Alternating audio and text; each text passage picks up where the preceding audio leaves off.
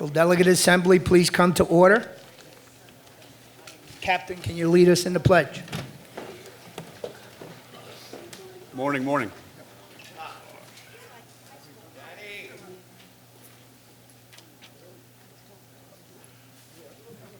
I pledge allegiance to the flag of the United States of America, and to the republic for which it stands, one nation, under God, indivisible, with liberty and justice for all. You may be seated.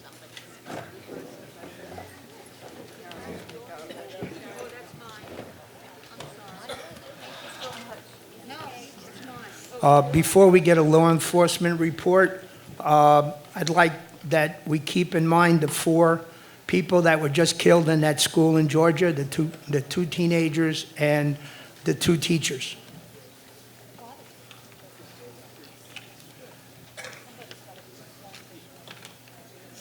Go ahead, Captain. Morning, morning. Be kind to me. This is my first solo one since Pete got promoted. I actually had to raise the microphone so I could speak into it. Before I get started on a couple things I wanted that caught my attention, I wanted to introduce you to my new maverick, my wingman here, Lieutenant Matt Longini. He's the number 2 at the district. Now you got to tell something about it yourself, and it's got to be interesting. Good morning. Really appreciate the opportunity to be here. Come from a long background of operational experience. Got recently invited up here to be a part of the District 3 in North Region Command. Looking I'm very excited to be a part of it. It's a great region. We know we encompass the Century Village community, and we're looking forward to continuing the success up here from our predecessors and kind of continuing on the successful route with the Sheriff's Office. So any questions we can answer, please bring it to our attention. I have some business cards, so if you'd like to reach out directly to me and I can help you in any way I can, I'd be more than happy to. Thank you.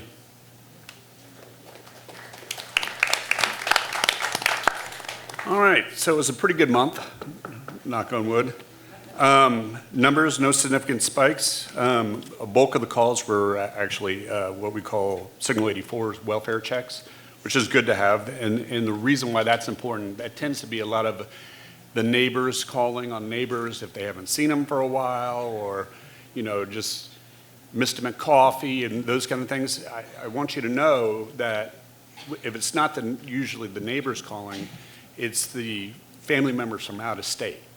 And we have a better chance of intervening and taking care of a situation if you guys call. So it's that old theory, if it looks suspicious or looks funny, chances are it is. You're not hurting our feelings, you're not wasting our time. We'll gladly come out and take a look and see what your concerns are. As far as one thing I wanted to cover is we're going to start increasing traffic here just to kind of, as the season starts to kick off and the election cycle coming around, we want a more visible presence in Century Village, kind of get people back in mind of what it's like to be a courteous driver. And so we're going to start increasing that a little bit. Now, as far as some of the crime reports, the only thing that really caught my attention, and I can't say it was an increase of what has happened in the past several months, but it did catch my eye, is fraud cases.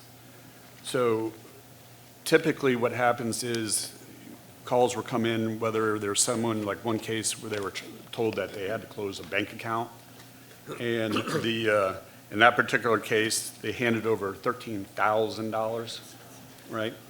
The trend that I'm starting to notice is actually more with the use of social media. We've seen the whole span as far as like people calling us bank auditors or any number of things, but what I'm seeing is a increase through an app called WhatsApp. I don't know if any of you have it. Facebook, they're going to try to take advantage of anybody. You're just one of 100 calls that person is going to make, and they're usually from out of the country. That's why it makes it almost impossible to investigate or to enforce, because 99.9% of the time, they're all coming from foreign countries. So just keep this in mind. Two things, really. If anybody's asking for a password or money in any way, shape, or form, question it. You know, a lot of times you'll get the spam emails or the phishing emails where they'll want you to link. If you actually look at the email addresses, you can look at the end and it will tell you it's coming from like Indonesia, you know. Whatever you do, get off, re-sign on your normal way of doing it, or call. But I can pretty much tell you that if anybody is reaching out to you, anything to do with one of your accounts, be suspicious of it, right?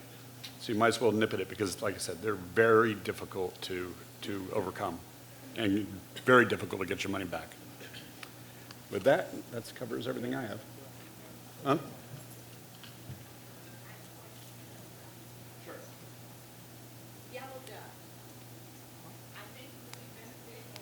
Got to speak it to the mic. We'll repeat it.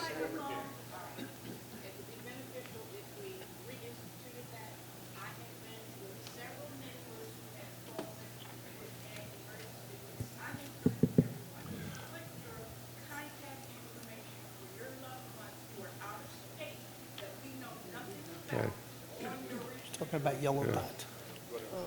What she's basically explaining is to emphasize emergency contact information in yellow dot, more or less making sure that your emergency contacts are updated. And there's two ways you can actually do it, and it actually helps us out. But if you go through the DHSMV, you can update it with your license so that if there's any type of situation that we run into, any of you out in the community, that gives the law enforcement an opportunity and fire rescue personnel opportunity to see your emergency contacts through your driver's license. You can also update it in your residence. So if it's on your refrigerator, it helps medical personnel, especially if you have a list of your medications or possibly illnesses or anything that medical conditions that you're currently having, that can all be addressed with an emergency contact information. So she was more or less just requesting an update for everybody in their emergency contact. Would I answer that for you? Oh. Yes, ma'am. In reference to the fraud, there is something on Facebook where they're giving away. Could you come up and speak at the mic?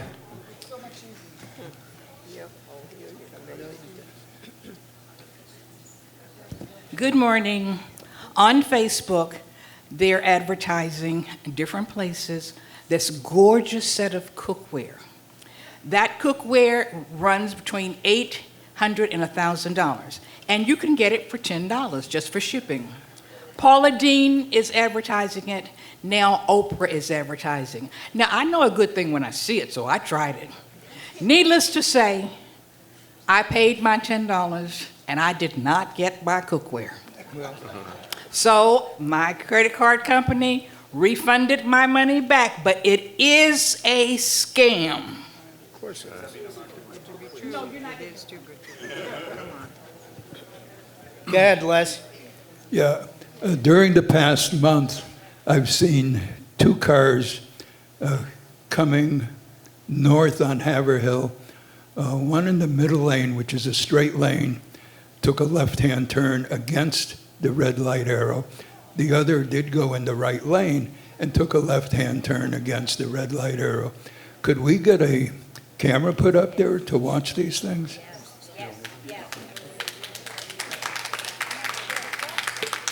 So I'm going to give you the typical government answer. We'll look into it, right? Just so you know who oversees that is the county, right? County works, traffic and stuff like that. We can submit the proposal. We get cameras all over the place. There's more of an increase of cameras because of our former president, Mar-a-Lago. They have kind of upped all the major thoroughfares. Specific to that one, we have to petition it, and it would require an active voice from here to do it, but nothing's impossible. But it's become a very common practice. Does that satisfy that? Sort of, maybe? Okay. All right. We'll see you at security today. Yes, sir. All right, have a good day. Al from our fire department wants to say a few words. How's everyone doing? We know what's coming next. We had hurricanes, now we're going to get an influx of the next couple months. You're going to see the car loaders start coming in around October. So traffic's going to start to pick up. So I want to reiterate some information about the yellow dot. I want to see if we can maybe do something with Yugo to get the yellow dot moving. So first, she was talking about your information. A telltale sign when you call 911 and station 23 shows up, or whoever if they're out because they're a very busy station. When we come, we see a Ziploc bag with your information on your refrigerator with a magnet. We know if you're unconscious, we look and we say, ooh, they paid attention at their meeting. We go over there, we grab it, and we say, oh, contact information, you know, son, daughter, whoever's on there. Your medication list is on there. Allergic reaction is very important to us, right? Because I don't want to give you a med that I think is going to help you, but then cause allergic reaction or interact with something else, right? If I give you something that, you know, I need to lower your blood pressure or something along those lines, I don't want to do that if you're already on a blood pressure lowering med. I could cause catastrophic. So we have to look at everything, signs, symptoms. So Ziploc bag with your information. Now, something that I would want to talk to your president and everyone in here, you guys can sponsor the printing of the yellow dots, right? And you can get your name put on it, Century Village, right? I will go to my union hall and talk to them about it. Because I had people around the country reach out to me 4 or 5 years ago about the Yellow Dot program. So it's just a way to get your name out there and show importance, or if you have other clubs that want to sponsor it within Century Village, something to look into, because we have ran out of them in my case, right? I don't have many more to hand out. So I have to reprint them and figure out how to get this done for you guys, because it is important, especially in traffic accidents, because you might have a traffic accident because you're a diabetic, right? And we don't know that, and time is brain. So I want to get your sugar going. I don't want you know, I don't want you to be in a diabetic coma for a long period of time. So just FYI. The other thing is, we're not out of the window yet. We got hurricane system. Please still be prepared. Still watch the news. Have a point of contact. How to get out of here, right? Have food for, you know, a week, some water, things of that nature, and your medications, right? That's the most important. Batteries too. If a way to charge, maybe if you have something to help you breathe, or a nebulizer of that nature. Things to think about, right? So just have a plan. That's all I'm going. Just remember, we're right down the road. We have high water trucks. High water is very dangerous. Please do not drive through it if you do, because it can float your car and it can become catastrophic. Down power lines, please don't say, oh, well, I think that's a cable line. You don't want to find out it's not a cable line. That's all I can tell you. I've been on those calls too. But like I always say, when I was a little kid at Cheesequake Park Elementary with the the little plastic hat that I used to wear, that I just handed out to a little boy the other day at BJ's when we went to go pick up dinner, right? We are proud to serve you guys, and we appreciate you for letting us serve you. So have a great day. Wait a minute. Oh, we got a question. Yeah. I fell down and collapsed in the condo. I was taken into Good Samaritan Hospital.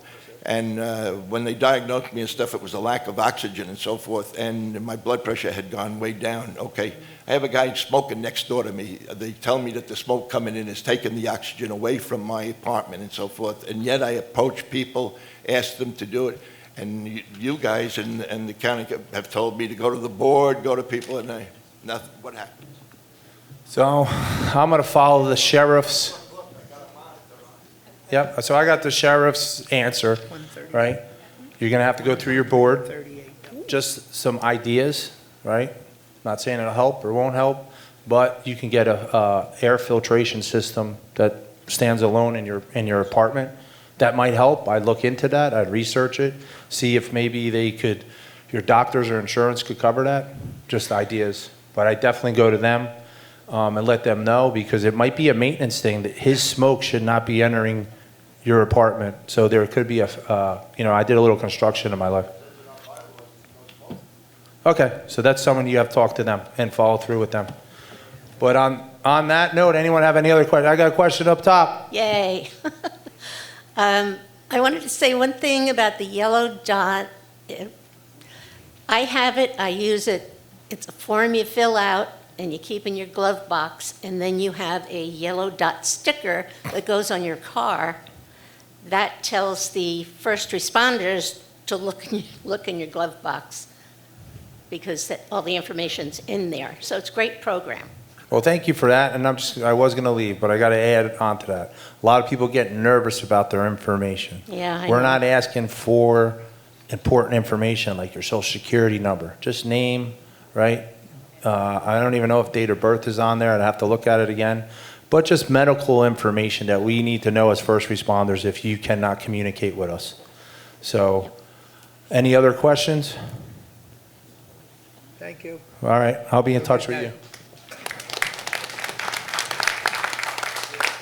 We have 138 delegates signed in, so we have a quorum.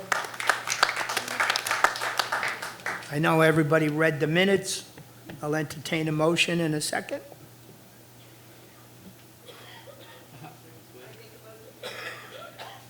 All right.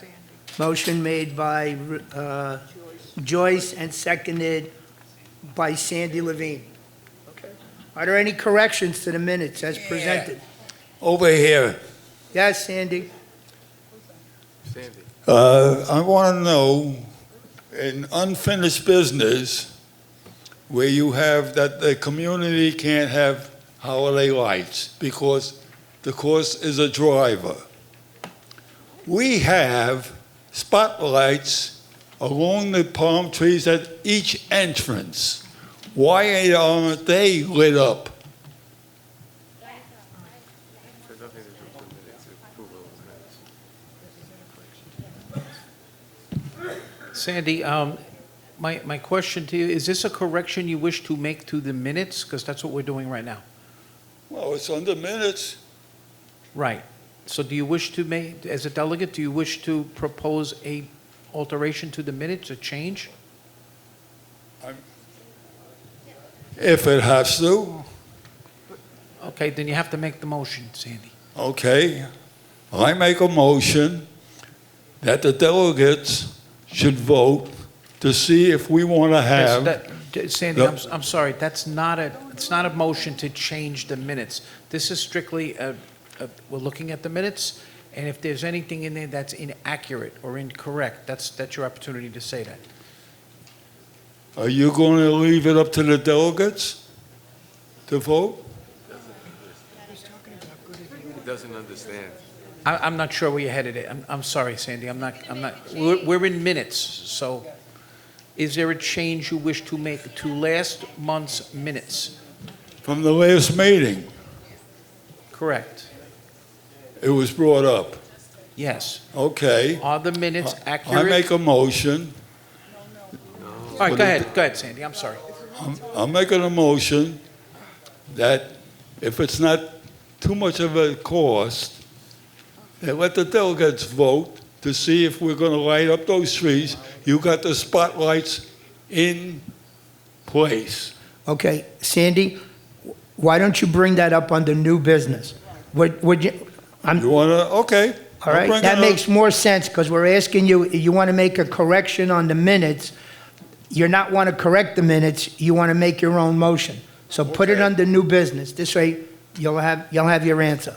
Any way you want to handle it, I'll take that. I'm trying to make it easy for you, Sandy. Thank you. Okay.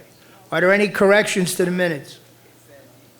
No? Okay. I'm at a meeting. I can't talk to Mr. Jensen, are you happy with the minutes that you presented to this governing body and to the UCO reporter? Yes. You are?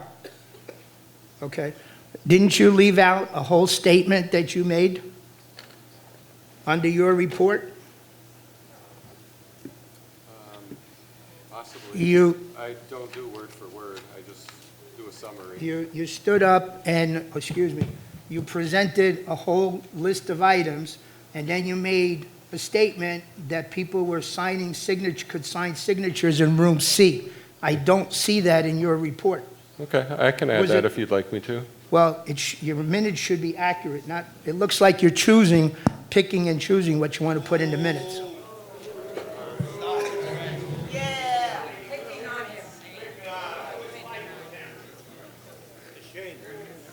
Well, John, you got a problem? All right. So, all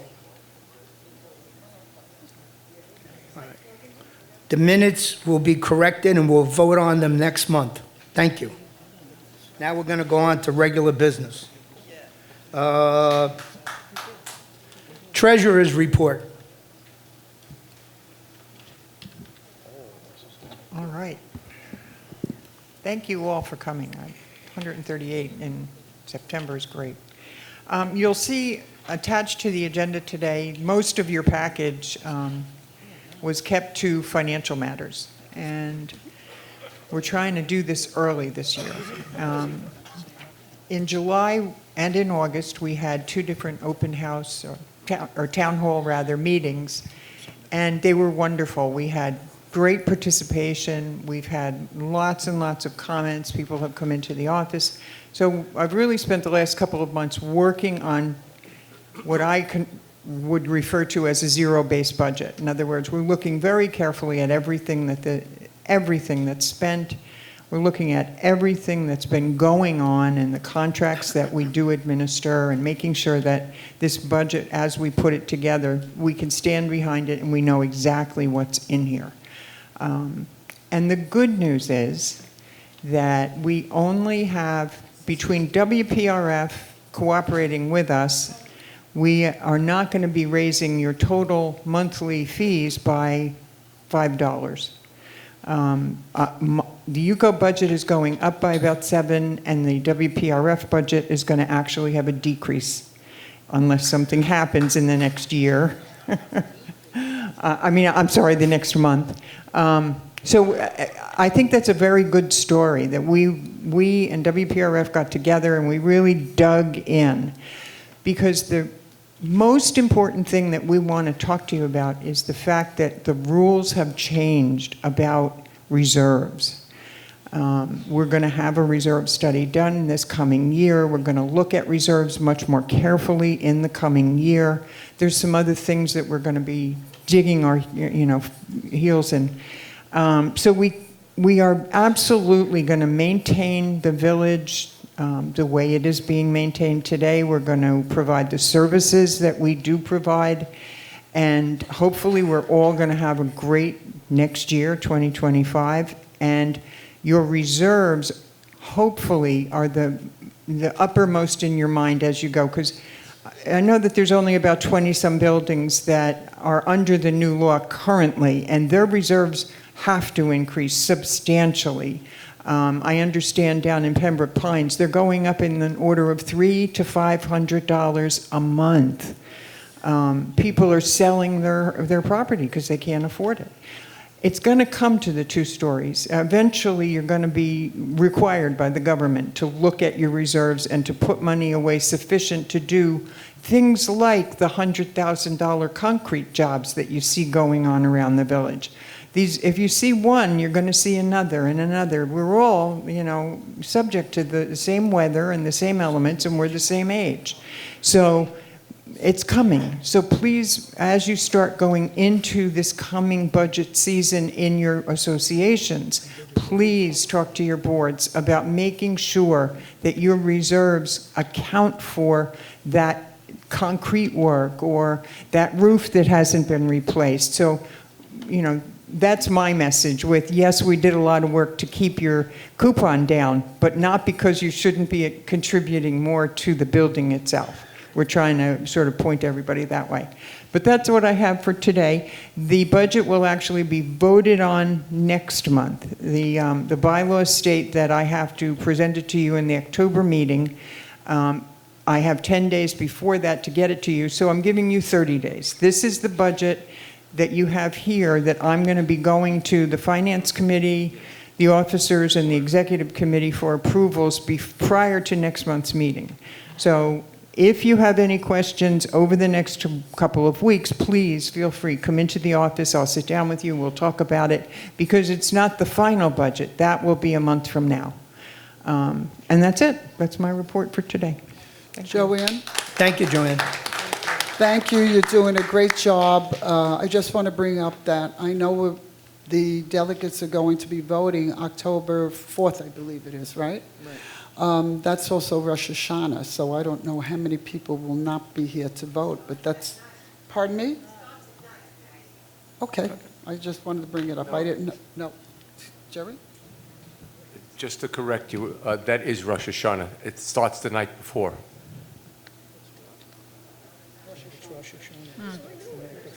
No, I know, just to bring it up All so right. people know. I have a quick question Yes. about the budget. I would like to make a motion to remove AMR from the You budget. can't do it now. Okay, that would come next month. It In will other come words, next month. Yes, next month we're going to be at, this is the proposed budget for you to review. At next month's meeting, you will have the opportunity to do a line item veto. Okay, thank you. I just wanted Yes. folks to think about this before the October vote, and that's that some people move here because, we have the bus services that take us around, and we have occasional excursions. And it said somewhere that excursions will no longer be paid for. We're having a zero budget. I will talk about it when it comes to my report. Okay, thank you. Okay, thank you, huh? I just want to say something about next month's meeting. We know it's the second day of a high holiday. We know that some people are observant and won't be here if they're delegates. Excuse me? Somebody say something? No? Okay. If you are a delegate and you know you can't make it, please inform your alternate. Hopefully you have more than one. Ask them to come to the meeting. We need a quorum in order to vote on the budget.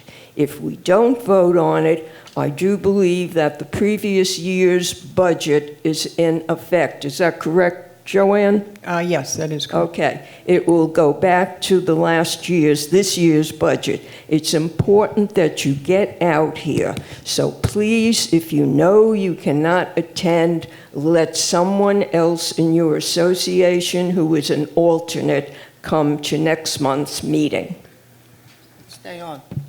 You go Oh. report. Question about the budget, please. Okay. Yes, sure. Just one quick question. Sure. Is it possible for you guys to schedule an unscheduled meeting sometime between now and next month so that the delegates or the owners can participate in a meeting to provide feedback on the budget before you actually propose it next month?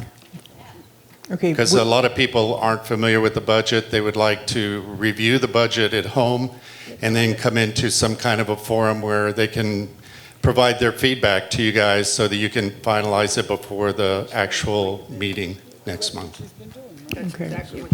We actually did that twice. We had one in July and one Right, in but August. you're presenting the budget, the final proposed budget prior to No, next month. This is the exact same budget that we've been proposing. Okay, I'll I'm just be- asking if you would be willing to do one more between now and next month for people who weren't able to attend the other ones. I'll see if I have room on the schedule and how much we can get it out there. But I'm always happy to, I'm in the office almost every day that it's open. So call, email, come over. I'm more than happy to address questions. Okay, Yuka reporter. I have good news and bad news, so I'll give you the bad news first, and then you'll be happy later.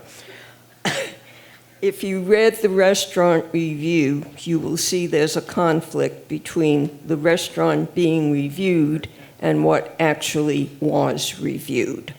But the digital copy online, if you go to unitedcivic.org, you will see the corrected copy. and you'll see that the restaurant is reviewed correctly. The good news, for 2 quarters, the first 2 quarters of this year, we are ahead $16,000, which I have, well, hold your applause for the candidates who have been advertising with us. They put us up there. Thank you very much. For the 3rd quarter, that would be July and August, we are ahead $5,100. Good news. Now expect to see a decline as the months get toward voting, but we did very well, and again, thank you so much. Other than that, have a happy Halloween, trick or treat, don't let the goblins get you, and I'll see you next month. Thank you. You have a question?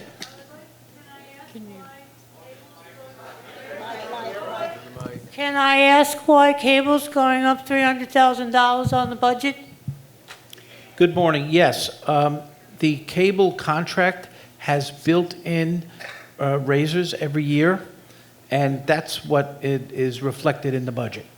That much of a raise in 1 year? Correct. That's recovery. Isn't it recovery? Hi, I'm John Harley from Andover G. I have a question also. When I went to the meeting the other day, we were sitting there talking, you gave me the brochure, and you talked about investing the funds and so forth, and since I've been here in 2017 and 18, you've only made 1% on the money. I couldn't understand that at all. Next thing, I'm sitting and I'm looking and I'm asking questions, and she just brought up, excuse me, I don't remember your name. Okay, Joanne brought up that we're talking about UCO increase, very minimum, and WPRF's minimum. You didn't bring up Seacrest. Seacrest is a year-to-year contract. That's your individual association. Yeah, but the people, if I'm sitting here, I think that, I'm only going to pay $7 more or something like that. But Seacrest could increase me $20, $25, $30. That's exactly why we're trying to keep the UCO and WPRF portions of your monthly bills low, because the reserve, especially the bigger buildings, the, Wellingtons and Southamptons, the 3- and 4-story buildings, they're going to go up a couple $100 a month because of the building. We can't control that. We at UCO and at WPRF only have certain items that we're responsible for, that we pay for. That's what I'm talking about, but I mean, it's misleading to sit up there and talk about 2 items when there's 50 No, items. it's not. No, it's not. That's how we're run. Okay. That's the way the village works. I mean, there is no way for me to influence how much you have in your reserve. That's up to you and your owners, your fellow building owners. I understand, ma'am, but what I'm trying to say to you is I'm sitting there and automatically I would assume I'm only going to pay $7 more. No, John, what we're telling you is your rec facility fees have been negotiated to a $4 decrease from last year. The UCO budget, which we contract the major contracts, okay, is only going to go up $7.40. What your building does, you got to talk to the people in your building. Well, we can't tell them what to raise. But what I'm trying to say to you is there's a lot of items on that are going up. And Of course. Yeah, and it's not being brought out. I mean, But people you take think it up only with your gonna pay building, not $7. here. This is okay. All right.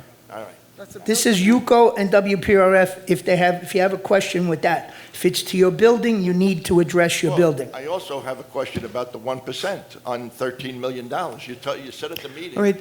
that we had... Bring that to the finance meeting. We had $10 million in the budget, okay, and then we have $3 million that we're using for a scrub fund in case the seep coal or something breaks. If I went in and moved in, I can't understand that we have $10 million and we're getting 1%. That's $100,000. Did you go to the finance meeting, the last meeting? Yes. That was answered by the CPA and the bookkeeper. Why can't the bylaws be changed? They can be. They can. So why don't they? Well, bring a proposal to change the bylaws. All right, thank you. Okay, to the advisory committee. Thank you. Question. Yes. Since this other young lady mentioned the cable TV contract, and Mr. Foster said that they built in increases, and I think she said $300,000 was the increase. What I'd like to know is why we're giving them any increase at all, because the contract stipulates that they have to take care of us with providing service in the form of a DVR and the other little boxes and cable TV service for the 10-year period. That's incorrect. Can I finish my? It's incorrect. Can I finish my question first, and then you can Mr. respond? Hunt, you're talking something that you I would didn't like read to the know. contract. I read the contract. I have it, and I read it, and they have to provide service for a 10-year period. And they're not providing the service that they have now. We can't get good boxes. I'm on my 4th box now in a month that they come out every week to replace. They can't provide the service. We're not obligated to pay them any more money. They have to provide the service until the end of the contract. So we should be negotiating with them to reduce the price or compensate us for what they cannot provide already, instead of going with them and allowing them to charge us for internet access in order to go to streaming boxes, which is what they're trying to negotiate right now. So we have the leverage. They have to provide the service, and if they can't provide the service, then they need to terminate the contract, compensate us for the difference and extra money because they broke the contract, and then we go out to bid to other places, other companies to do the contract instead. That's my position. A letter was sent out by Breeze Line back in January or February that service of that box that you're talking about was going to be discontinued. So you were notified, and if you read the contract, they do have technical updates, and that can be considered a technical update, that free service was no longer going to be offered. Right? Okay. All right. Our CAM report, because I know Donald's waiting to talk. Not really. Good morning, everyone. I actually have nothing to report, believe it or not, this month. I'm happy to answer any questions you may have, and I'll just pass it back. Thanks.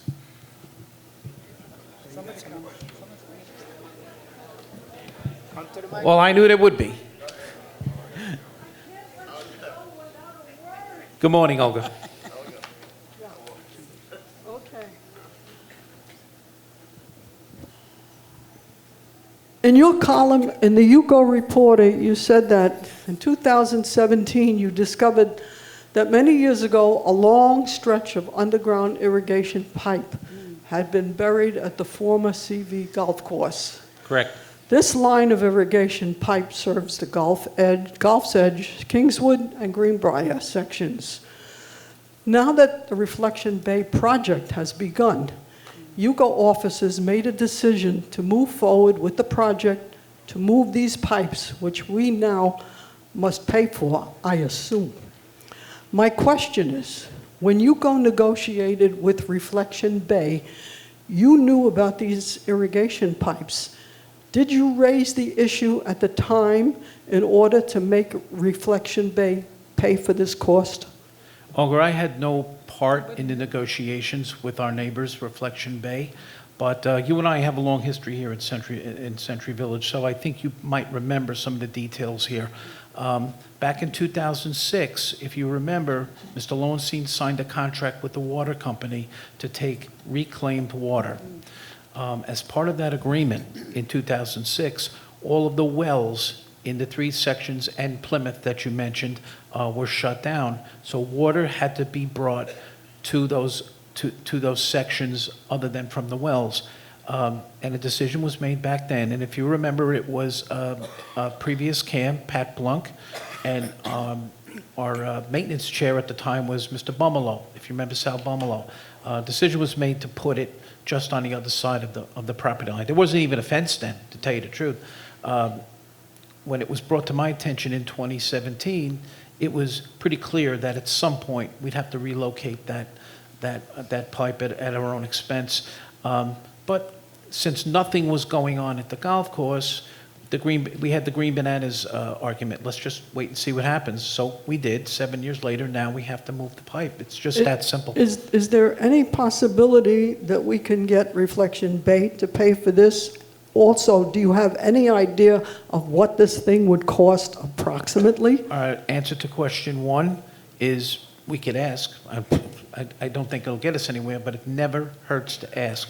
The second answer to your question is, it appears to be about $200,000, a little less actually, like 180. So it's a major project, and and you also, in the rest of my article, you saw how UCO was going about it. We're doing it with a project manager. It's going to be bid out.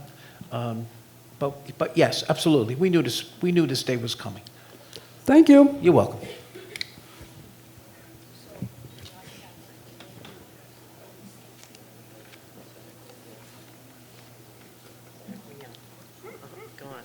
It wouldn't be a delegate assembly.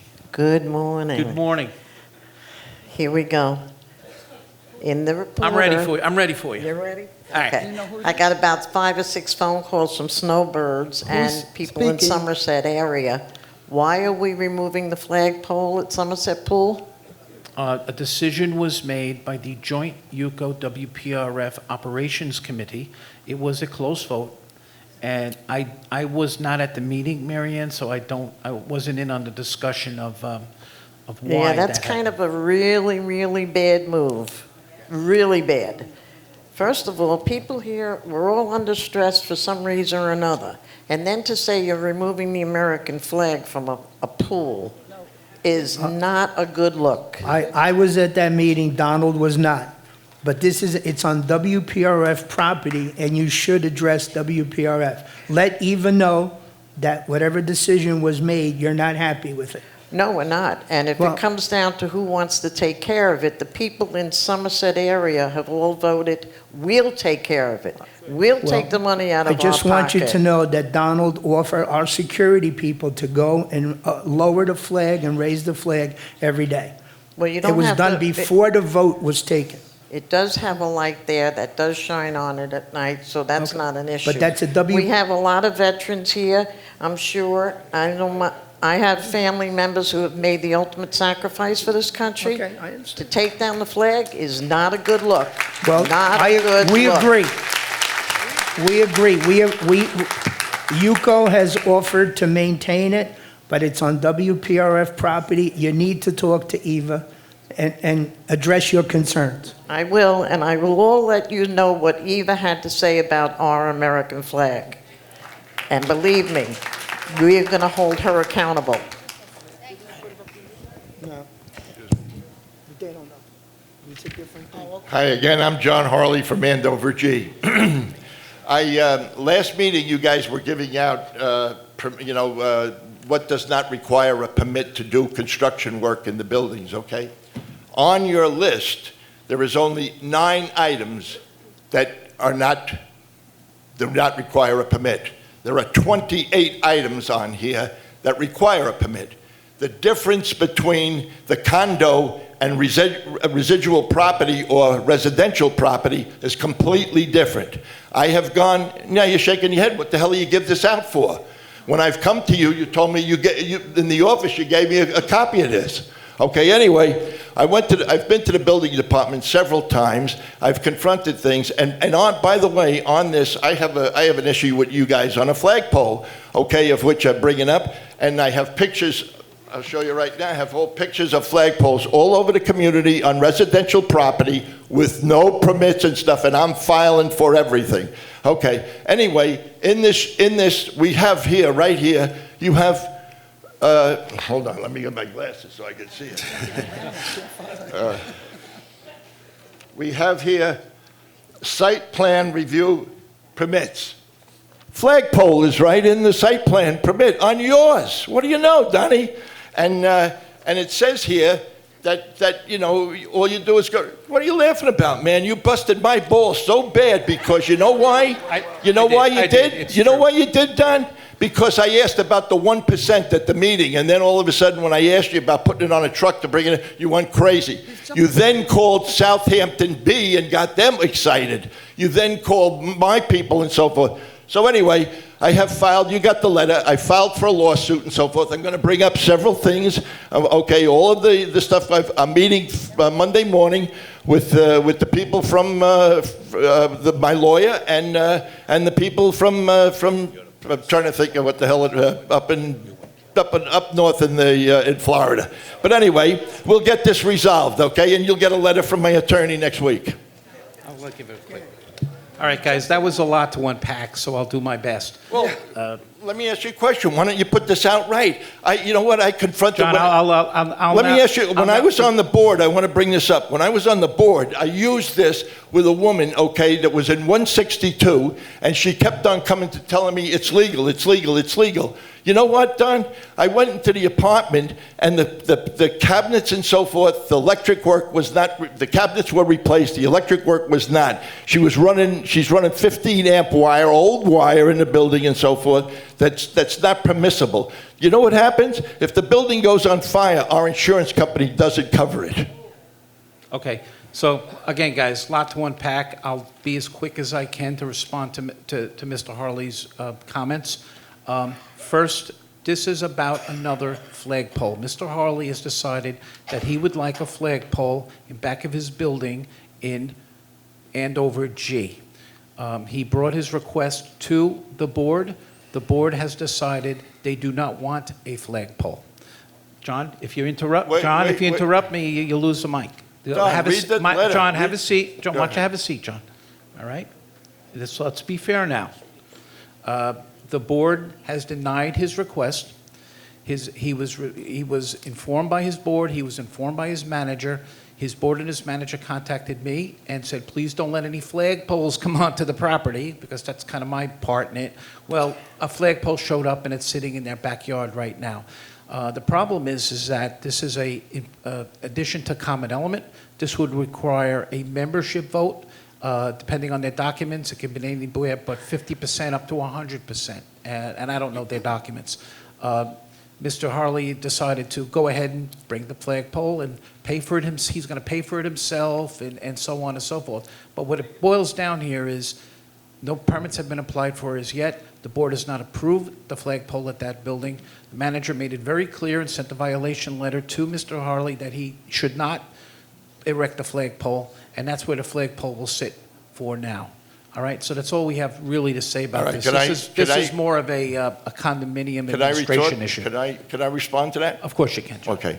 First of all, I brought it to the president's attention. We only have one person running the whole place, okay? So I brought it to her attention. All right, so John, you know what? Let me talk, because you're making me like the bad guy, No, okay? I'm sorry, John. I'm going to stop there because you're telling us the tales of your association. No, and it really doesn't belong in this building. No, I'm not. I'm telling them that I didn't know that you're saying that my president responded to you. You responded to Shauna Sauls and created a whole big havoc, okay? And you created a havoc in another building that I own a property in, where my girlfriend lives, and she's scared shit to even go in the building anymore. Okay, your time's up, John. This is crazy. Thank you. Question. Yes. I just want to correct the record for those of you who decide they want to run back to Eva's office and attack her for removing the flagpole. I watched the video. I wasn't present, but I watched the video of the meeting that you're referencing. And Eva was the one who suggested that you keep the flagpole up and have security go there every day to put up the flag and bring the flag down from the flagpole. She was not the one who voted against it. She wanted the flagpole to stay. So just wanted to correct the record. As a combat Vietnam veteran, I appreciate the flag being up there. I think there should be an American flag at every household if I had my way. And that's the way I feel about it. And I think it's wrong for you guys to have taken down the flag. But you voted, your committee voted to take that flagpole down, not EVA or WPRF. So don't pin it on them. Thank you very much. Okay. Well, yes, excuse me. Mr. Hunt, it was EVA, WPRF, that brought it to the agenda as a flagpole to be removed on their property. So, and the suggestion was made that we would take care of that for her, raise the flag and lower the flag. It was not hers. So you're giving out the wrong information, and you were not there, and I was. And I know who voted for and who voted against it. And the majority of the people wanted it to remain. It was one individual person that caused it to be voted to be taken down. And if there's additional rhetoric, you have questions. I spoke to Eva yesterday about this, and when she comes back into the office, you're welcome to go talk to her, and she's willing to listen.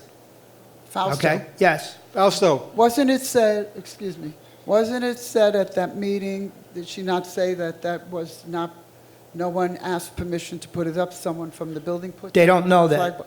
Was there flag, was there a flag on it? I asked, was there a permit issued? Nobody ever checked it. They don't know how the flagpole got up there. It's probably been up there for 30 years. I don't know. But it's on WPRF property and it's their control. Fausto, I was Yes. at that meeting, and Yes. one of the big arguments at that meeting was there electricity to have a spotlight there? My understanding that there's electricity nearby. Right, but you guys voted on it without knowing that was a spotlight there, and that was a If- big point of contention, that if- the electricity would have to be moved. Excuse me. Did I not say, let's find out? That was I brought Right, that but you up. voted on it before finding out. And I voted not to remove the flagpole. And I'm not afraid to say it. But I'm the one that brought up that we should look into it before we took a vote, and the committee decided to take a vote on it anyway. All right. Yes. Wayne Smith, Somerset E., the flagpole. That flagpole's been there for years. I've been here 10 years. That flag has a spotlight on it so it can stay up 24 hours a day. Nobody has to take it up and down.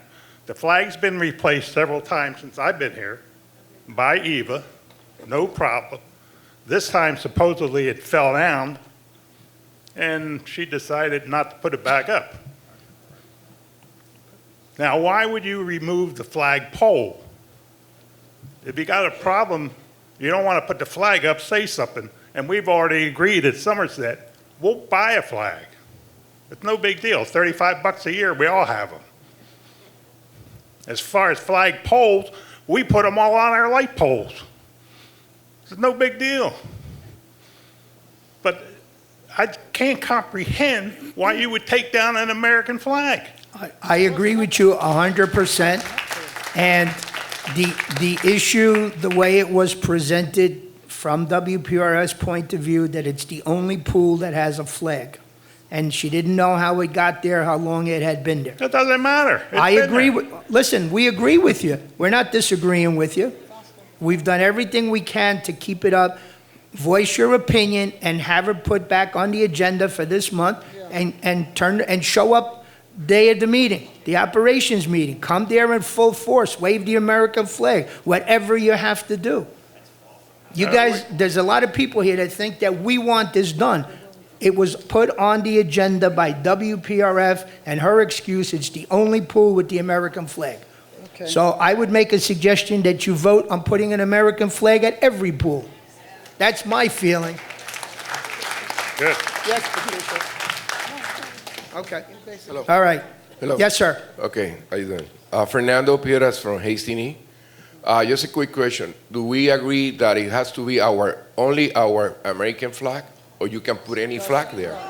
Should only be the American flag. Okay, I saw some political party flag a few years ago. That's why I'm asking. Okay, that's fine. I agree, American flag. Now, my other question. And Mr. Pierce, before you go on, can I just comment on that? Yeah. There is actually statute on that regarding condominium properties. Only the American flag can be Okay, good. displayed. Yeah. And I believe the service flags, Army, Navy, Sea, Air Force, and the POW flag. I mean, this is a Century Village is very big, and it happens one time already. They put they put something else that was not American flag. You know that. Okay. Now, I'm asking this about board members. It's too hard to find people to work on the board, and we all know this.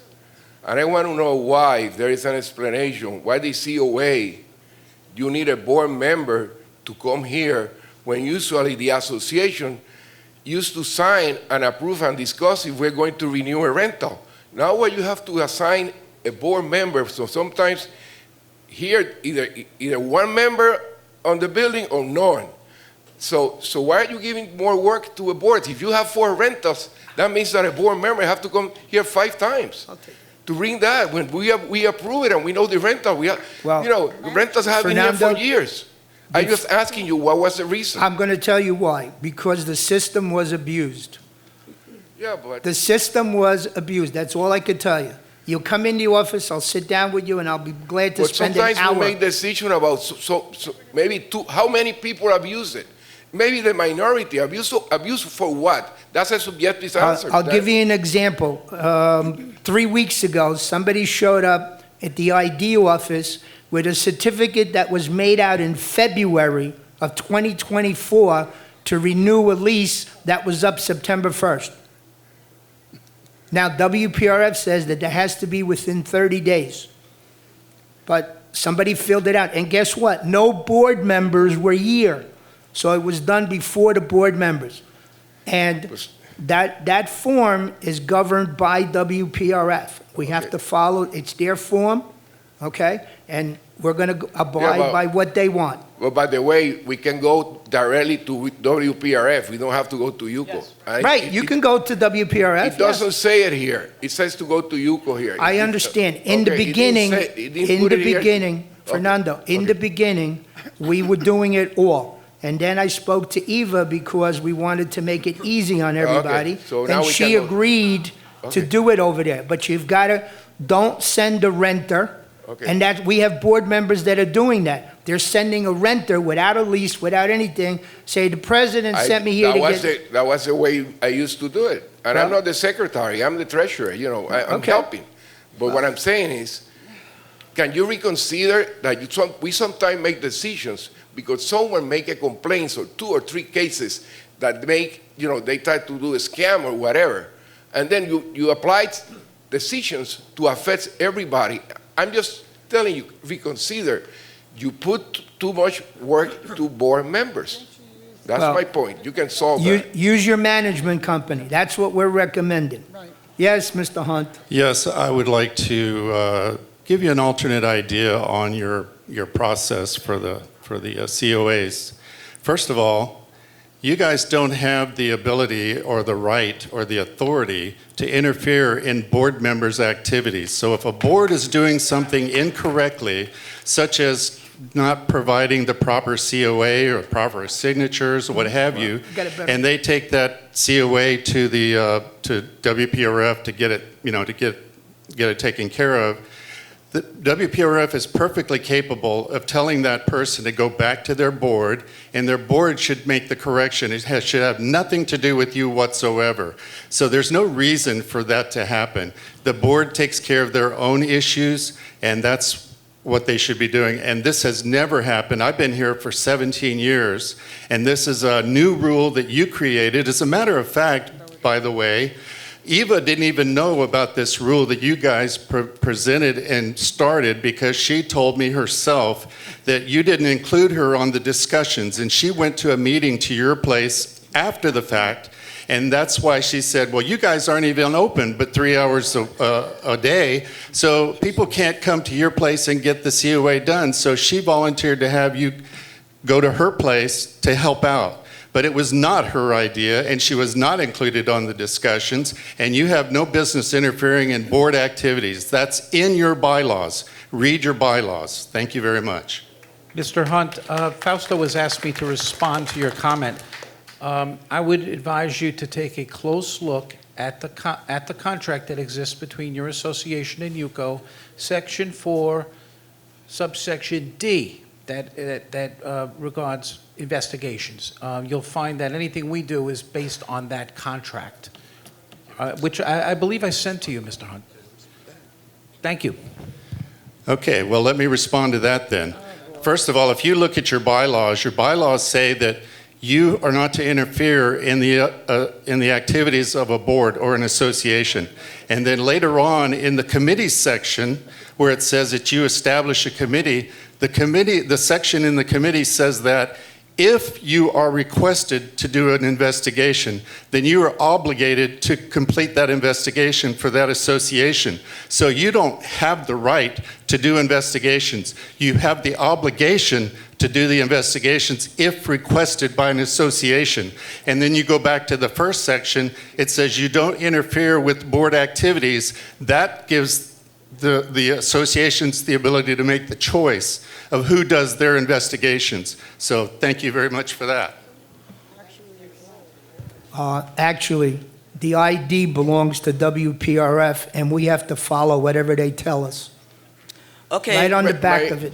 Don, my issue with this was only to reconsider the situation because I'm talking about many other buildings and many other people who have like 10 renters or 5 renters. I have 5. There's And buildings some that people- have 16 renters. Yeah, okay, but can you reconsider then that the hire board a- members, can you? Fernando, I'm asking then you. hire a management, if you're not going to have officers there to watch over your building, then hire a management company to do your business. So that means that for 17 years or more since this opened, we have done things wrong, and all of a sudden, few people. So you delayed 25 years. However, we have been- Things turned south after COVID. The last 5 years has created a tremendous change in the village, not all of it good, okay? There's a lot of people, there's a lot of investors, there's a lot of people that don't care. The people that live here, we have to do what's right. And I'm going to say it again, WPRF is the owner of your ID. It says it right on the back.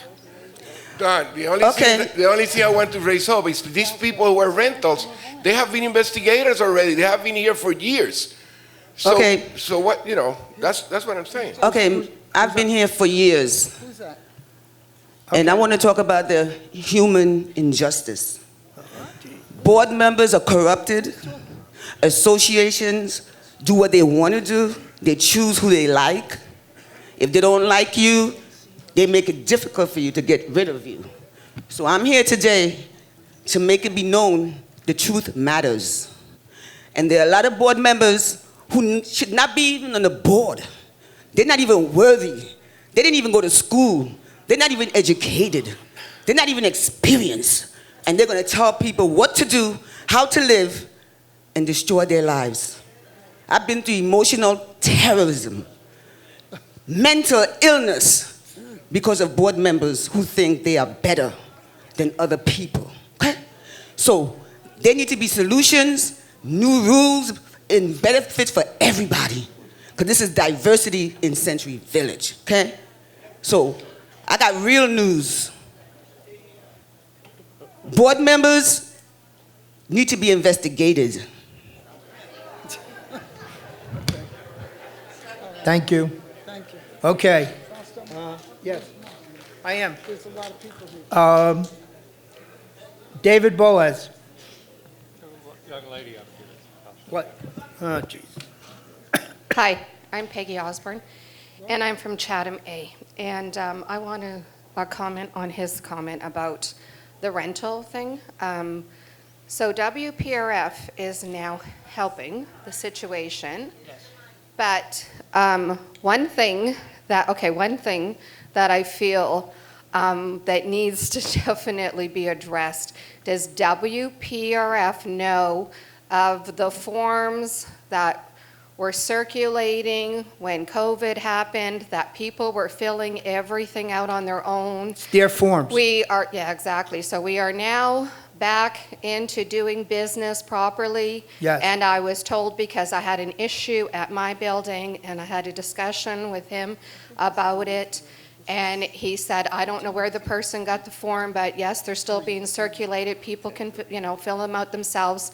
And if they're bypassing UCO and going straight to EVA, does EVA know that we shouldn't be accepting those forms anymore? Because now the proper way to do it is they bring the lease in, the new lease in, and a new lease has to be addressed. Every year they rent, a new lease needs to be brought to you, and then it goes to them. It's typed up with their names and all their information on. It is not handwritten anymore in these old forms that were circulated when COVID was happening and business was not being done as proper. So what happened in my situation was I had a renter slip it to me and say, oh yeah, she had brought everything in, And because there's not always direct communication in the boards, I didn't know where she got it from. We signed it, we sealed it. Guess what? She brought it and she got a pass. And then we find out later that she didn't have a new lease. And I'm like, how did this happen? Where did she get this form? And that's what I had found out, was that there's still some of those forms out there. So I would like A, you guys, and B, WPRF to get on the same page and say, please do not accept forms that are hand-filled out. They have to be typed out. We're back to doing business as usual, so this doesn't happen. I couldn't agree more, ma'am. You brought up a good point. During COVID and before, frankly, there were quite a few phony baloney forms that were simply printed up. Some of them by agents, some of them by the boards themselves, and we have had situations where suddenly there is a new resident in the building that the board doesn't know about. All of this is about you, the board, knowing who lives in your building. I'm dealing with a Stratford Association right now where they just moved in a tenant and bypassed the board. And we want to keep that to an absolute minimum. And that's really what this is all about. We realize that this is inconvenient, and you guys have to do some extra footwork on this, but it's all about the community knowing who's living in the community, and the boards all knowing what each other are doing. Not a single board member deciding this one's okay to live here. You all should be in on the decision, okay? Thank you. Go ahead, Bob. Thank you. I don't want it to seem overly harsh. However, I'd like to find out, first of all, UCO needs volunteers, okay? They need people to come into the offices and come help them so that we can get the vice presidents out of the front and into their offices and doing their work. I'm not in the front. Okay? I don't know about you, but I personally think that they need to be out of that front. They don't need to be putting on stickers on cars. They need to be doing for you. Thank you. I don't know. Yes, John. Don, I'm John Harley again, Andover G. Let me ask you a question, Don. You always refer me to... Can I have my officers finish their reports? Can I bring this up, please? Don always refers to me as go to your management company, okay? Tell me the responsibilities of the management company. Read your contract with your management company. Okay, so I read the contract, and they're supposed to come over and go over the building and help the president of the building and so forth, and stop any illegal work and so forth inside the building, okay, that's going on. The other day, when my flagpole was brought up and so forth, by the way, I have 21 people signed to put the flagpole up. I was trying to help Ruth, okay, before, because I know it's on common ground.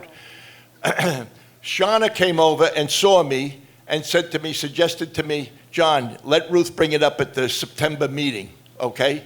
And then put the flagpole up.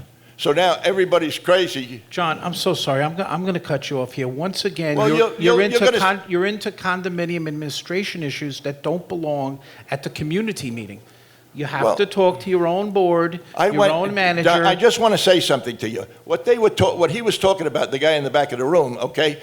I went to the lawyer and the lawyer has contacted Tallahassee, and you guys are completely out of line. John, this is your board. With respect to the people volunteering at UCO, the gentleman made a great point. But my question is, how can you have people volunteering to go to work at UCO to help out when you won't even give one of your own people who was elected by us delegates to an office or set of keys to get into the building, a laptop to do his job? He can't even do his job. You won't even let him do his job. So how can other people be expected to volunteer when they have that kind of negativity from your UCO office? Okay, Thank you. I guess I have to correct you again, Mr. Hunt. The previous recording secretaries that we had were there for 7, 8 years, never had a key, never had a desk, never had a computer. He came to the meetings, took minutes, and went home.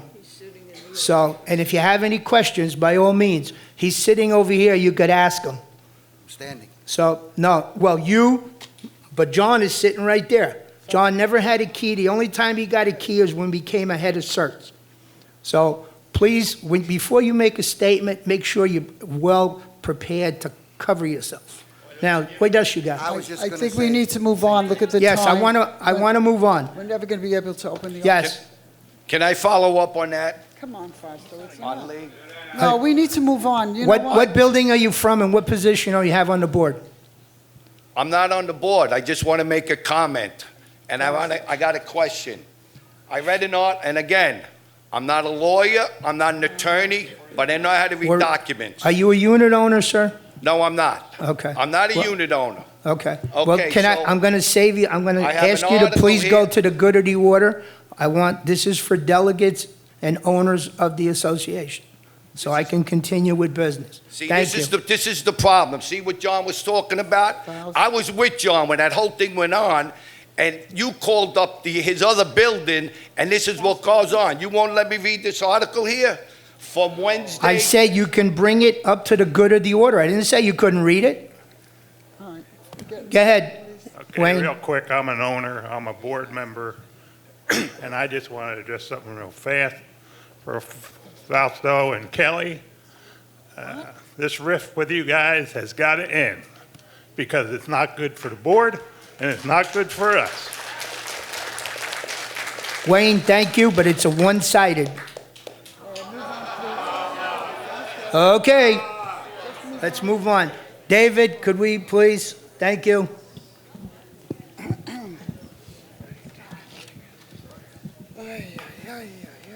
Hello. Is my friend Josephina Lenz still in the audience? All the way in the back. I have your ID card, Josephina. And thank you for being here today. Now, while I'm on that subject, at the end of this meeting, please refrain from coming up on the stage and also from blocking this exit here. It could be a fire hazard. We're more than happy to speak to you in the back of the building. Thank you for that. Delegate forms or delegate officer forms. They have to be filled out and turned in by 12 noon on the Wednesday before the delegate assembly. And that is how you get your new signatures to be able to vote on issues. Once again, they have to be turned in no later than 12 noon on the Wednesday prior to the delegate assembly. Just a few notary things. Many times people come in to have a document notarized, and they have already signed the document. You have to sign the document in front of the notary. Please remember to do that. What do we do as notaries at UCO? Certificates of approval. Building association permits, not individual unit association permits. This would be something like a roof that sometimes contractors require to have it notarized, not individual units.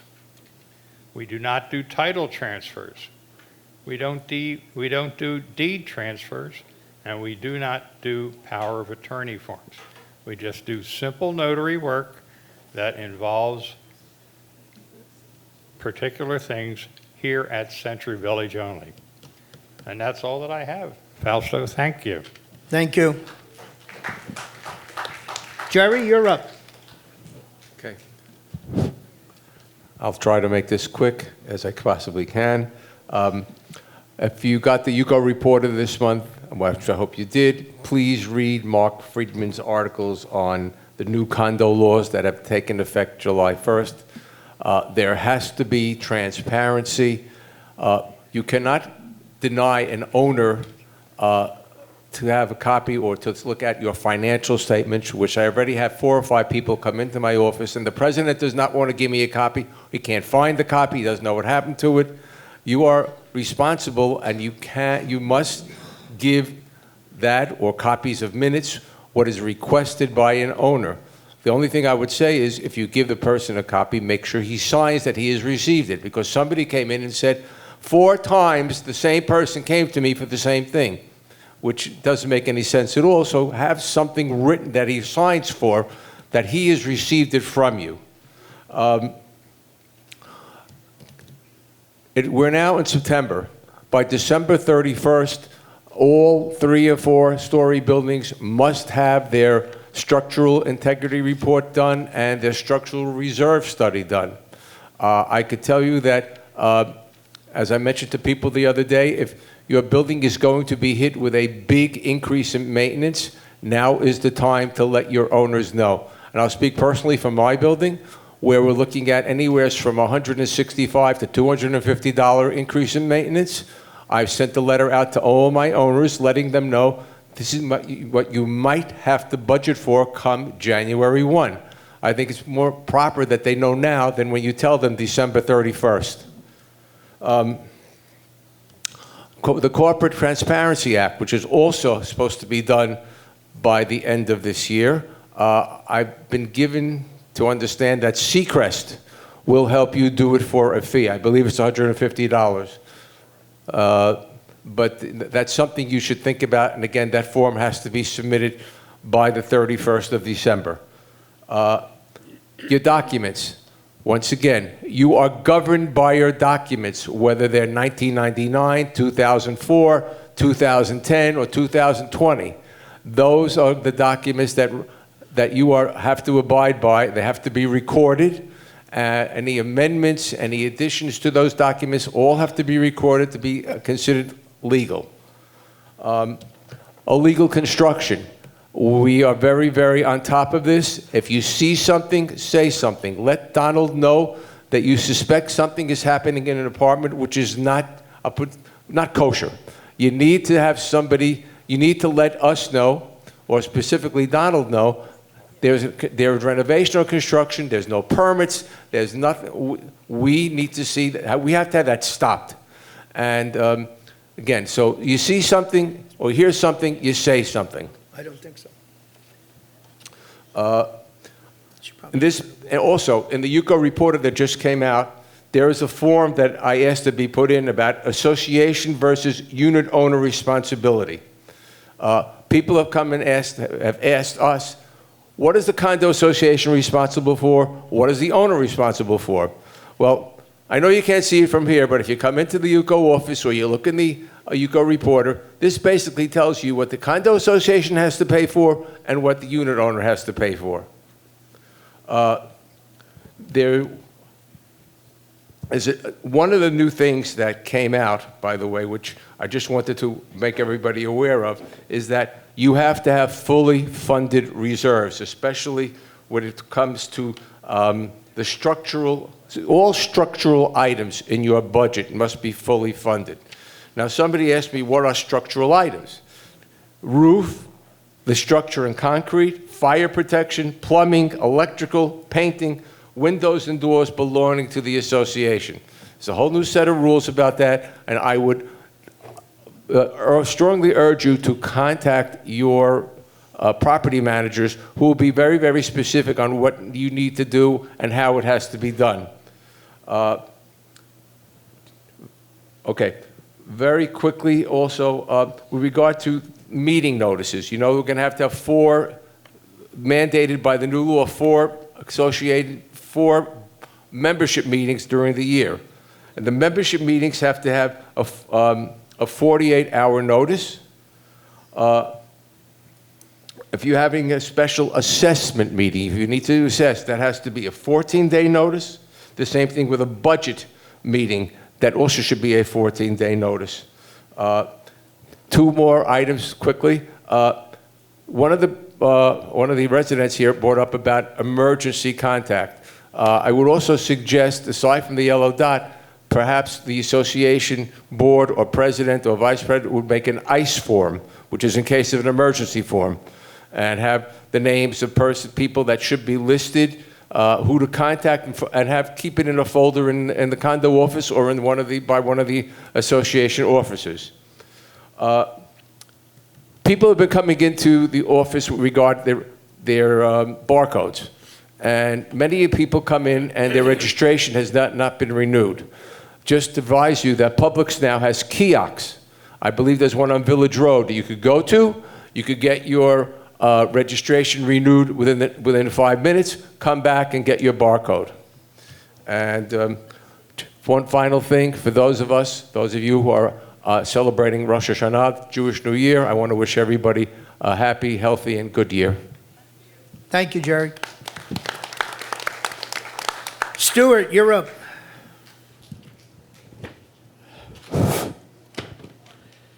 I'm sitting here and I'm listening to a lot of the comments made by people, and I'm somewhat saddened by what I hear. Many, many years ago, I sat in a classroom with a college professor that said, thinking is hard. It requires a lot of work. It requires common sense, a certain amount of rationality, an understanding of what you're dealing with. And we here at UCO understand that very, very clearly. We deal with what we are concerned with. We understand what goes on in Century Village. We've seen the changes that have taken place here. We take care of the 4 contracts that we're supposed to take care of. Everything we do is out in the open. We have a television, we have a newspaper, we have all sorts of ways to communicate with you, the people who live here in Century Village. We spend your money. We spend my money. We don't do it foolishly. If you have a question, a problem, a comment, come into the office and we'll talk about it. I've lived here 28 years. I've seen the changes. This was a retirement community where board members stayed here the whole year. They didn't leave. They took care of their property. What has changed is people die and others come in and they decide to live here on a temporary basis. They don't give a damn about how their building is run because they go away. So they leave it to others to do the work. Each association is an individual corporation. When you come to UCO, it is because you don't know what to do and you're asking us for help. Sometimes we provide some guidance. We tell you we're not lawyers, so we don't give legal advice. We also tell you to go see your property manager because they're the first one in line to really help you. When you have one board member or 2 board members that run the association by default, many of them make decisions because of vanity. They want to look good. They want to feel good. They want everybody to pat them on the back and tell them how good they are and how wonderful they are. But that's baloney. When you elect your board members, you have rules and regulations that guide you in what you can and cannot do. So when you go ahead and change and here's what's happening, you change your bylaws to allow rentals. Look at the person who is buying the unit, and what are they going to do with it? They don't give a damn when they rent the apartment out. Screw you. That's what they say. Just pay me my rent. And when you go ahead and have a board, because by default, they say, okay, well, rent and rent and rent and rent. So now you have half your units rented, and these people are only interested in their rent. So what is your responsibility? Your responsibility is if somebody's going to rent the apartment, do an investigation. Do you want a criminal in there? Well, who does the investigation? UCO could do the investigation, WPRF can do the investigation, and so can your property manager. So when you come to us and we hand you the investigation, who makes the decision to allow the people to live in the board? The board does, not us. We don't tell you let the person stay here. Let's take another look. You go ahead and rent the apartment or sell an apartment is sold, and you should tell the owner what they can and cannot do. If the owner especially some of them who own more than one apartment, know the rules in Century Village. They'll come in and say, well, we want to fix something. Well, you, the association, makes the decision what they can and cannot do. We have here, and we've given out over and over again, what you need a permit for and what you don't have to have a permit for. If you don't pay attention to that, you're going to get screwed. Because they're going to come in and start ripping out the walls, and the building, the apartment above could collapse and so on. Whose fault is that? Not UCO, the association, because they didn't do their job. And if you don't do your damn job, your building is going to fall apart. You're going to lose all the money that you put into it. Mr. Farsco, I have a problem with this ranting. How long is he going to go on? You interrupt all of us when we have something to say when we go past the 3 minutes. He's an He may very well be good, but enough is enough. I am entitled to make my comment as a VP. As and a that's VP, what I'm doing. as a and now VP, I have responded. As a VP, and now that's the end of it. You I are finished what I abusing was your saying. privilege. Excuse me. Come on. Nobody said to you, you can't say what you want. This is a free country. And I'm not I may about not to, agree with I what am you not say, about but you have the to right try to and say take that it. away from you. Please What I want to know is So if how you don't long like what are I we say, going to that's go too on bad. with this ranting? Stop it. It's enough. Stop everyone else, stop him. Yeah, okay, it's enough. No more arguing, please. Stuart, I'm getting a headache. I apologize for that, but some of us have feelings that get hurt every day in the office. Okay, can we move on? All right, Patricia, I know you're going to have a hard time following that, but go ahead. Listen, please, this delegate assembly is really not for what's going on, please.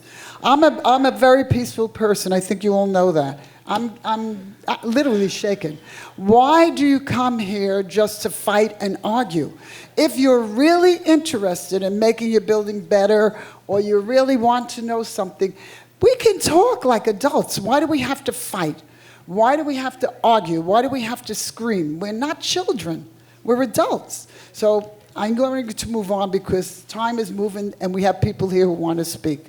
Bob, you're wrong about everybody being in the front. It's very rare that you see me in the front, and the reason there are vice presidents in the front because we have nobody to put the stickers on the windows. So it's not that that's what they would like to do. They come in early like I do.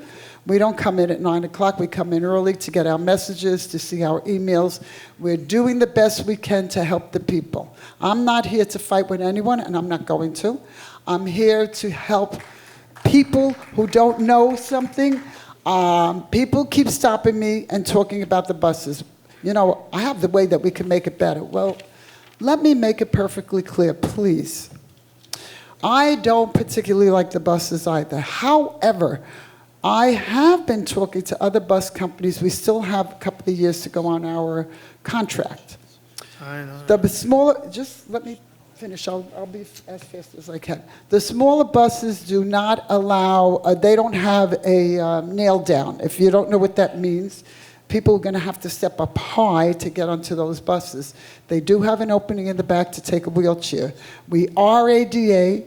The court said we had to have ADA, so we have to be very, very careful what we do here. Now, many, many people keep telling me the buses are empty, the buses are empty. Yes, they're empty in certain spots until they pick up passengers. I get on the bus and I stay on that bus to see if that's correct. People, I was the only one that got on the bus. By the time I got to public, there were at least half a dozen people that got on and got off at other places. That's their transportation. Also, there were 8 people coming back with me, even though I was the only one that left. So you can't say that the buses are running empty because they're not. I get a monthly report. I'm willing to share it with anyone. Every month I come here and I say to people, if you want to know something, come to my meeting or see me. I don't turn anyone away, whether they're in my quadrant or not. I just ask that please, please, all of you, Be polite. Don't fight with us. We're not trying to get over on you. We're trying to help you. Have a blessed day. Take care. Thank you, Patricia. We have approximately 20 volunteers in the UCO office, and I know that we keep saying we need volunteers, but I know that in the past, this hasn't been brought up, and I've been bringing it up.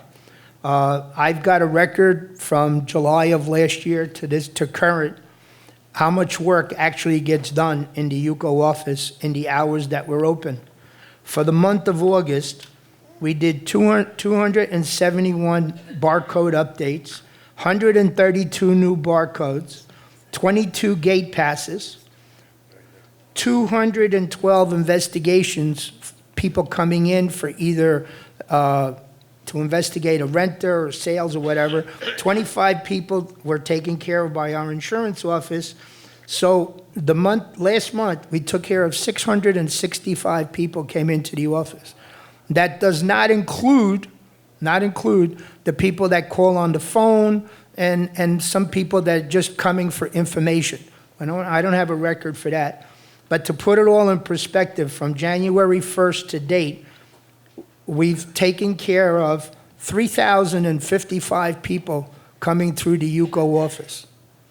Now, you figure that 7,854 units, half of the apartments in Century Village have come into the UCO office for some kind of service or some kind of help. And I think the volunteers deserve a round of applause for the work that they do. Mr. Jensen? Here.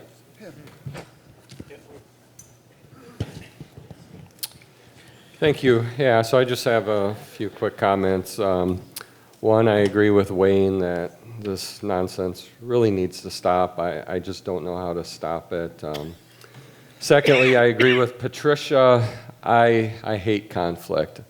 I'm also shaking here. This is just so uncomfortable and really embarrassing. So if anybody has ideas, everybody knows I will listen to anything anybody has for hours. I agree with Stuart that this makes me sad what's going on here. The whole reason I stepped up was I wanted to help bring peace. I saw some opportunities to make things better here and bring peace, and that has not happened. And then finally, I agree with Fausto. In my view, this is a one-sided thing, and I don't understand it. And I will only add that I'm not the one that filed a false report with the Florida Bar. So that's all I have. Thank you. I'm not going to. Commissioner Weiss, would you like to come up?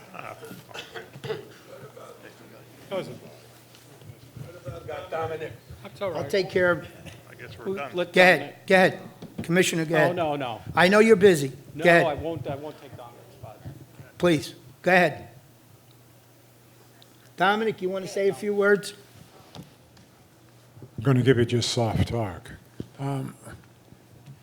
There are items that can be done on an even basis without having been needing the use of the county inspectors. A lot of the work that is being done illegally. They're doing things that are they're practical to a certain point, but beyond that, they're dangerous and in advantage to the building. So every month I go to the county, and when nobody's looking, I take a fistful of items not requiring a permit. So if you want, come and take one of these. We can sit in the office. I'd be glad to sit down and talk to anybody who has any problems. I have degrees in architecture. I've been in the building business for 40 years, and I enjoy bringing things that have gone awry into line. And I'd be glad to help you. And thank you very much, folks. Thank you, Dominic. Go ahead, Commissioner. Thank you. Thank you. Well, good morning, almost afternoon, everybody. It's been quite a meeting. I honestly, I don't have a lot to share with you today, but I really, and Dom and a couple of other folks have already hit on what I really want to talk about with you all. And that is how important it is to make sure that the work that is being done properly, and if it requires permits, that permits are getting pulled and the appropriate contractors are being used. I can't tell you how disappointing it is for me when every week I see a report that lists how many times a situation has come up here, and it puts the neighbors at risk. In the cases, we've had cases now where buildings have been red tagged, where folks have been removed from their homes, not because of anything they did, but because something their neighbors did to the building that made the building unsafe. So it's really important when any kind of work is going on at your building that the association is aware of it and making sure that the work is being performed. If it requires a permit is on file and it should be posted in a conspicuous place, and also that they're using a licensed contractor, because it's really unfortunate. I mean, people struggle as it is, and when you take them out of their house, it's unconscionable to me. But I'll leave that for you, and I'm looking forward celebrating a Happy New Year for those who celebrate Rosh Hashanah, and I'm here. I'll answer any questions. Yes. Excuse me, John, I have somebody that has on the microphone. Go ahead. Hi, I'm Luisa from Dorchester G. I need to ask a question. The gentleman that is next to Patricia Caputo. What's his name? I forgot. I'm sorry. Jerry. Jerry. Yeah. Jerry, when you mentioned that we can, I'm a board member also. Talk into the microphone.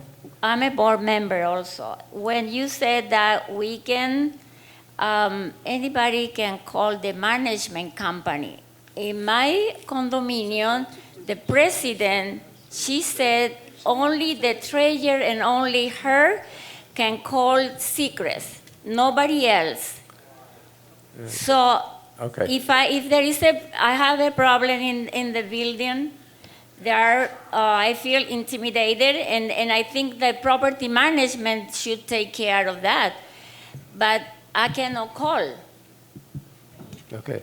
I don't think I ever said that an individual could call the property manager. I said the association, one of the board members or the president will call the property manager. The property manager does not want to have 52 or 42 or 36 people calling them, so the association should designate one or two people who will contact the property manager, and you go to that one or two person and say, I have a problem, could you call the property manager for me and bring it up to him?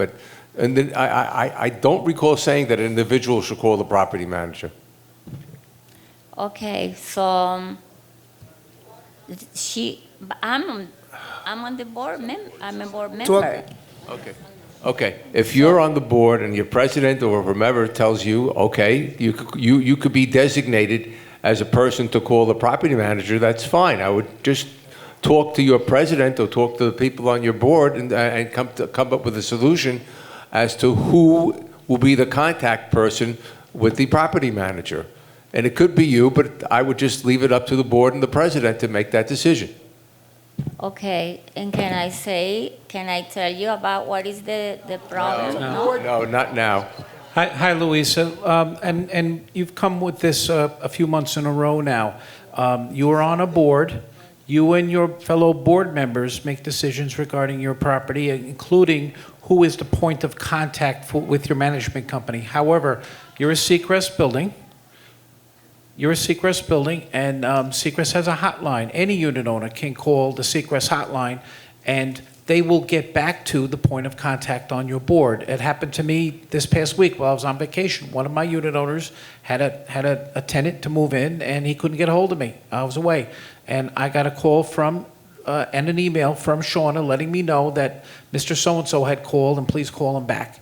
So the system does work, but it sounds like you need to really get with your board and just discuss and work out whatever needs to be worked out, okay? Okay. Thanks, then Louisa. Another thing, the second thing that I want to say, everybody's speaking. Can I speak? I'll be very happy to volunteer for UCO. Now I'm volunteering for the sheriff's office, and I'll be happy to volunteer for UCO. So I had the time, and I'll be glad to do that. Thank you.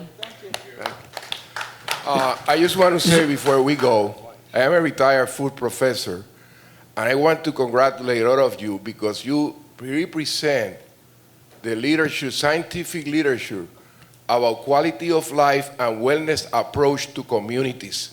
That's what many corporations are doing. If you want to see what is wellness, wellness is not about fitness. Wellness is about healthy lifestyle, holistic health.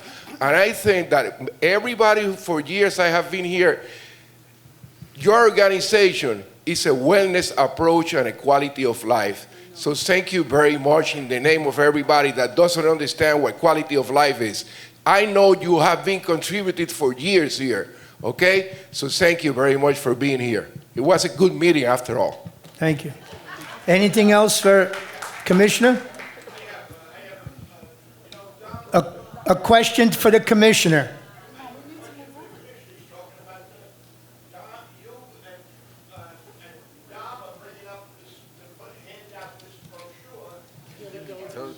Speak to him privately. No, you're not. He's not the building department. Okay. Okay. I'm trying to get there. Okay. Okay. Commissioner, when is the next commissioners' meeting? Tuesday? Yeah, it'll be on the. Okay. Could you put Yuko and Century Village on the docket for the commissioners' meeting? We haven't on the agenda because we would like to come to discuss a few items, as one major item with the commissioners.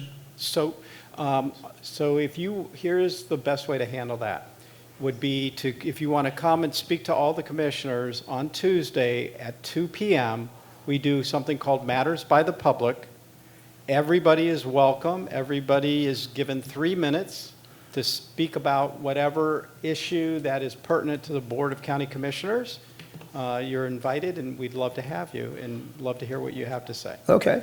Because we want to come, we've been working for the last over 2 years about the North Canal. Yeah. Okay. And we have followed directions from our attorney, from the Very county well. commissioners. And now we've got a negative feedback from the county on what we were told to do. And that's why we need to talk to the county commissioners. You're welcome to do that, but I'd ask you to let my office and let me see, Well- follow, rather than, I'd rather try and follow up for you in advance. So hopefully we can have an answer. We'll for let you, you're welcome to come into the office, or Niels, if you want to stop in this afternoon, we'll fill you in. Okay? Yeah, I spoke with Donald this morning about it. I don't think this needs to be, you need to go to Matters by the Public and address the board. I think it's something that we just need to sit down with staff as we have in the past. So if the UCO attorney can, if I can talk to him and I can call a meeting with the county attorney and county attorney for engineering, I think we should, that's more productive than a show at the county commission meeting. Well, this issue, for most of you that don't know, the North Canal doesn't belong to anybody. Over 2.5 years ago, WPRF, UCO, the town attorney, our attorney, WPRF attorney, and a whole bunch of other people sat down and had a meeting and we were told if you need to do anything to the North Canal, there are 6 parcels of land that have, buy the tax certificates, and then you can own the property and you can do whatever you want to do. 2 years later, after lots of research by volunteers, by our treasurer, we were told the tax certificates are not available anymore. That's what we're talking about, and that's what we need to bring this up. Because to me personally, and to everyone... Here's what's going to happen, Don. I'm sorry, Fausto. That's okay. What's going to happen is you're welcome to come, you'll speak, but then we'll just tell staff that we're going to need to meet. Yeah. So it would behoove everybody and be most productive, I think, to follow the suggestion that Neil's just made. Let us pull this meeting together because, like I said, you're welcome to come and speak to matters by the public, but this is really something we're going to have to pull everybody together. Absolutely. So and I'm just saying, Commissioner, you know, with the highest respect, we've been getting a runaround for 2 years and I'm tired. I need some kind of action for the residents. Sure. But also, like, I need to know this. I need to know this and not hear this through Derek, who is the aide for Congressman Mast. Right. I would have liked to have heard this like last month or whenever it happened. Okay. Because I've been dealing with this, and we are ultra responsive. We don't give people the runaround. No one in Century Village has ever gotten the runaround from our office. So if you tell us, then we're on it. Niels, I never said that you did. No, I didn't say that you said that, but it shocks me that I hear from other people an issue that I've been working on for 2.5 years. Well, we were just notified 3 weeks ago in writing about what we were told to do. You can't do it. Okay? So, all right. Yeah, Donald will take care of that with you. Commissioner, Yeah. sorry to put you on the spot. No, that's why we're here. All right, so Niels, that sounds like me and you. Let's set up a meeting, and Derek, you'll be invited as well, with our attorney, maybe the county attorney, and we'll do it all on Zoom. And let's hack out these issues, because it does seem like we're going around and around. So, thank you. All right. Derek is from Brian Mast's office, and he's been coming and listening to our tales of woe for the last 6-7 months or longer. If I could make a suggestion, I don't mind sitting in on any meeting, but I honestly think, and after listening to my friend and colleague Niels, that it would probably behoove UCO if y'all just work this out. I will gladly sit on the meeting and listen, but it's really a state and local issue. I want to make one quick comment. I'm going to do it within 2 minutes, so not to get shot at, and you can time me. After the American Revolution in 1776, the first order of business in 1786 was to establish 3 branches of Congress, 3 branches of government: legislative, executive, and judicial. If anyone in Century Village, who includes UCO, needs an American flag, do not pay $35. Reach out to your congressman's office. We will get you a flag to fly anywhere you want it flown in UCO, on any flagpole, at any place and time.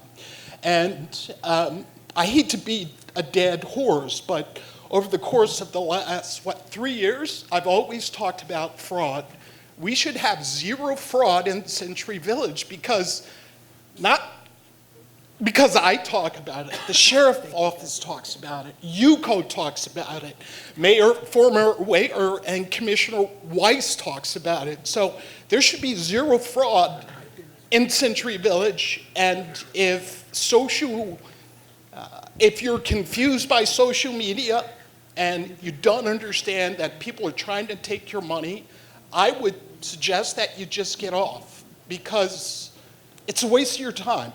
And it is and for seniors, and I am a senior, I've gotten off social media because it's a waste of my time, and I know that people are trying to find free money. I don't use Zelle. I don't have my credit cards and my banking information on my phone like most of you. No offense, I'm old school. I want to see my money, I want to count my money, and I don't want someone to willy-nilly take my money. I'll close with this, and if anyone has any questions with anything that anybody sees on Facebook, call me. I've lost my parents, so I would love to talk to you all because I look to you all, and to include the board, as my guardrails. And as a soon-to-be 60-year-old, I still need guardrails. Thank you, God bless you, and happy holiday. Thank you. Is Jean Enright still here? No? Okay. Amy, I know you want to say a few words. Our taxes are going down.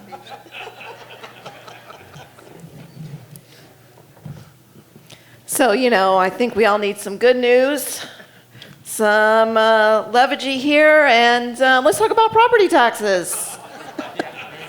So, everyone should have received their trim notice by now. That's truth and millage. That comes from the property appraiser's office. So, when you talk about your property taxes, don't come to me. We do not set your property taxes. We just send you the bills and collect the money. The next step, after you receive that trim notice, if you're not happy and you have questions, you go to the Value Adjustment Board. That is through the clerk's office, and I'm sure Andrew can speak to you a little bit more about that. The next step in the process, November 1st, we will mail you your bills. So we'll talk about that more when I'm here in November, but just wanted to update you on the process. We're all gearing up in our office to get ready to send out all of those bills. Everyone have a great weekend. Thank you so much. Thank you. Rachel Litt, you have 2 minutes. 2 minutes.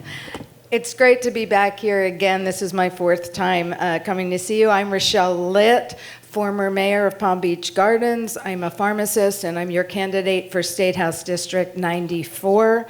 And I'm glad I was here for this discussion today. As Derek mentioned, a lot of this is local and state. And I promise, as your state representative, that bringing down the cost of insurance that will ultimately affect your property insurance and your COA rates from going up. I'm going to work on that. We have to make sure that seniors are not priced out of their homes when in January the results of all of the inspections and all the repairs have to be scheduled to be made on the buildings. This is a big job, and for safety reasons, somebody does have to be relocated, we have to make sure that they have a place to go that is safe and comfortable while those repairs are being made for safety reasons. So bringing down the price of insurance and you're working to bring down ultimately your COA fees is really important. We have to bring down the price of medical care. As a pharmacist, the cost of prescription drugs, I know it taps into the limited resources that you have as seniors. So working on that is going to be a key priority for me, as well as expanding Medicaid access. The largest people who benefit from Medicaid are our seniors and our special needs kids. And we need more funding to make sure that you can stay at home with adequate and well-trained home health care aides that you can afford and that you have the resources necessary. As far as safety goes, I work closely with the Jewish Federation. We have to make sure that we stop the scourge of anti-Semitism in our state and the community. Everyone should feel safe where they live, whether they are Jewish, if they support Israel. We should not be targets. We also need to protect our freedom as women. I know most of us in this room are well beyond our reproductive years, but we have daughters and granddaughters and great-granddaughters who have less freedoms in this state than we had when we moved here or when we grew up here. And we have to make sure that women retain the rights over their own bodies with their doctors. So vote yes on Amendment 4 when you vote Rochelle Litt for House District 94. Okay, we have one more person.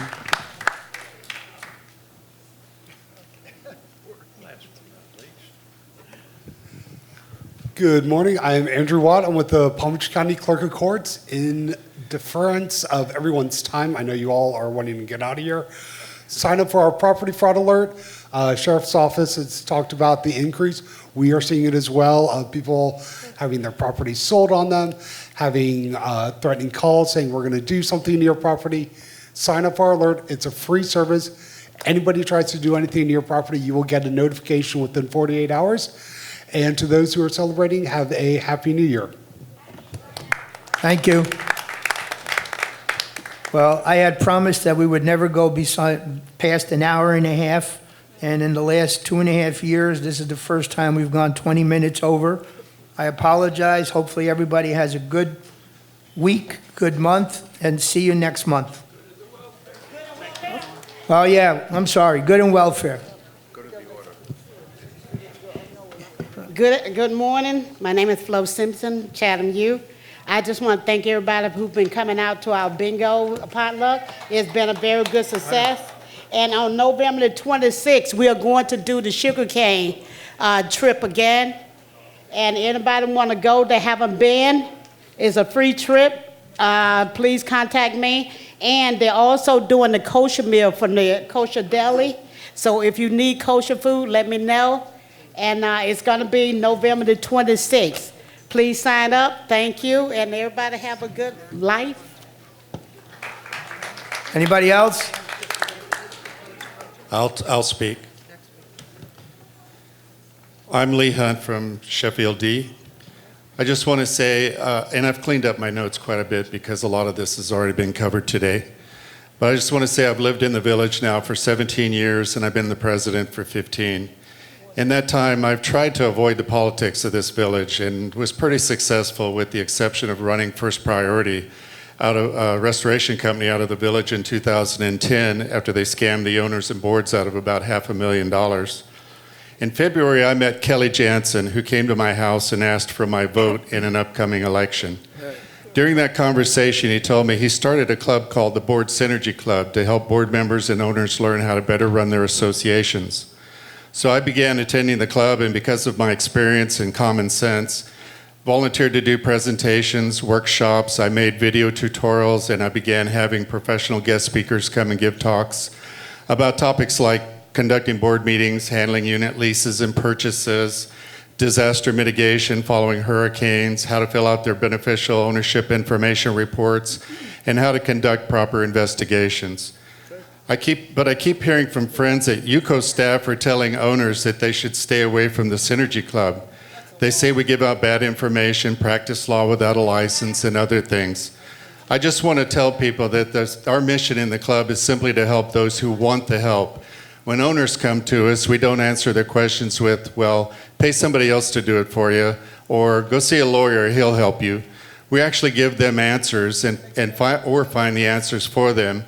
And we do it with a smile and with a great deal of respect for those people. We help the boards work smarter, not harder. So I encourage all of our delegates to go to my blog or to the Synergy Club.